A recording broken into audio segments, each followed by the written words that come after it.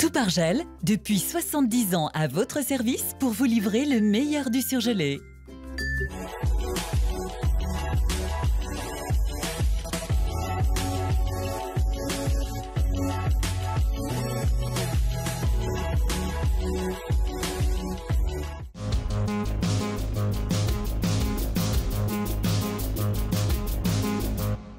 Ouverture de la foire de Lyon sans Gérard Collomb, retenu par une actualité dramatique. Coup d'envoi des travaux prévus dans le plan Cœur Presqu'île. Enfin, remise en eau hier de la fontaine Bartholdi. Inauguration aujourd'hui de la 100e foire de Lyon, une inauguration qui a eu lieu en fin d'après-midi. Sans Gérard Collomb, le ministre de l'Intérieur a dû annuler son déplacement en raison de l'attentat à Trèbes. Mesdames, Messieurs, je parle évidemment à la place de Gérard Collomb et je sais qu'il m'aurait demandé à cette occasion d'avoir une pensée avec vous pour les victimes de l'attentat de Trèbes cet après-midi, pour le CRS qui a été blessé, mais aussi pour les gendarmes qui sont intervenus et qui ont neutralisé l'auteur de l'attentat terroriste. Malgré cette actualité dramatique, la foire a rapidement repris ses droits en fin d'après-midi. Elle accueillera le public jusqu'au 2 avril.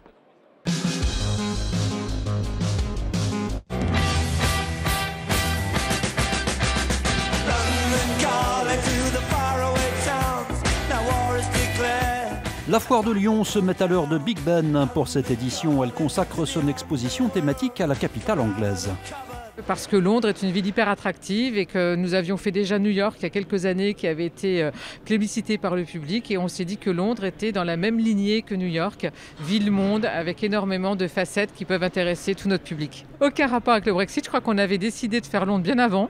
On a trouvé un prestataire qui pouvait nous faire cette exposition, donc on est parti dessus sans aucun problème.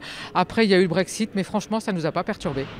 Nous avons essayé d'apporter un aspect un petit peu plus pédagogique et à chaque fois d'expliquer le pourquoi de chaque objet, mais d'une manière assez ludique quand même, avec à chaque fois des selfies. Vous avez le passage clouté d'Abbey Road, vous avez l'espace royal avec les trônes de Buckingham, d'Elisabeth et Philippe. Les nocturnes de la foire de Lyon seront quant à elles rythmées par la musique de groupes anglais. Au niveau de l'ambiance, les fonds sonores sont pas mal. Les corbeaux sont quand même assez angoissants. Et là, le discours de Winston Churchill, oui, pour se mettre un petit peu dans l'ambiance de la guerre, si c'est bien. J'ai pas fini encore le tour de l'exposition, mais déjà ce que j'ai vu, ça ressemble beaucoup à la vie londonienne et aux clichés des monuments, de la musique, de la mode. Une expo à découvrir durant toute la durée de la foire. Redonner un coup de jeune au centre-ville de Lyon, c'est l'objectif du projet Cœur Presqu'île. Le coup d'envoi des travaux a été donné hier. Plus de 6 hectares sont concernés au total par ce chantier pour un budget de 27 millions d'euros. On ne va pas faire comme du temps d'Haussmann d'ouvrir des nouvelles rues, mais nous voulons que tous ces itinéraires soient à la hauteur des visiteurs, de la place des Terreaux, de la place de la Comédie, de la rue Serlin, jusqu'à l'autre bout, la place Ampère et jusqu'à Perrache. C'est cette colonne vertébrale. Concrètement, il faut donc s'attendre à la réfection des sols, à des plantations d'arbres ou encore à de nouveaux éclairages. Pour la ville, ces travaux ont plusieurs enjeux. D'abord pour les Lyonnais, être bien accueilli dans sa ville, avoir son centre-ville agréable, j'allais dire propre et esthétique. Ensuite, vous recevez 6 millions de touristes par an. L'attractivité de la ville pour les commerçants et ils sont acteurs de tout ce que nous proposons. La fin du chantier global est prévue pour septembre 2020. Match compliqué hier soir pour les joueuses de l'OL en Ligue des Champions. Les Lyonnaises, pourtant favorites, ont été malmenées face à Barcelone en quart de finale aller au Groupama Stadium. Manquant souvent de réalisme et subissant l'organisation sans faille des Catalanes, elles l'ont finalement emporté 2-1, la Suédoise Ada Ederberg délivrant son équipe à la 80e minute. Cette rencontre accrochée oblige les Rhodaniennes à assurer leur qualification en demi-finale lors du match retour en Espagne.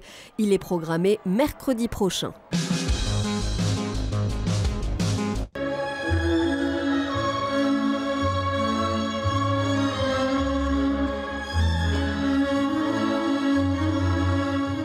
chorégraphie aérienne pour la remise en eau de la fontaine Bartholdi hier soir, place des Terreaux, après 2 ans de travaux de restauration. Ça fait plaisir de voir ce magnifique monument qui reprend vie. Quand on voit la vapeur qui sort des naseaux des chevaux, c'est vraiment bien, quoi. Pour l'architecte en chef des monuments historiques, la fontaine créée il y a près de 120 ans par Bartholdi illustre le génie de son créateur alors tout jeune.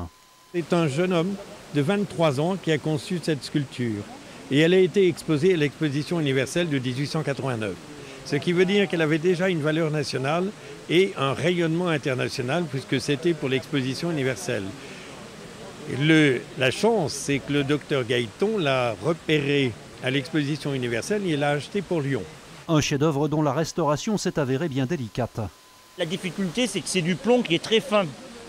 Et le plomb, il est très mou, donc il avait été enfoncé, il avait été coupé. Autre difficulté, l'absence de plan ou de documents techniques. Alors que maintenant, ils auront notre expérience.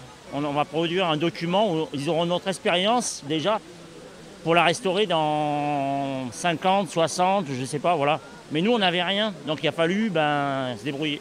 Une restauration qui aura au final coûté 2,5 millions d'euros.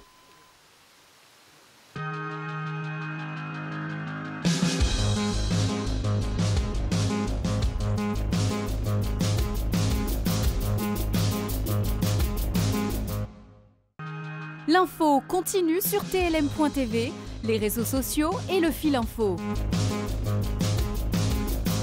La météo avec la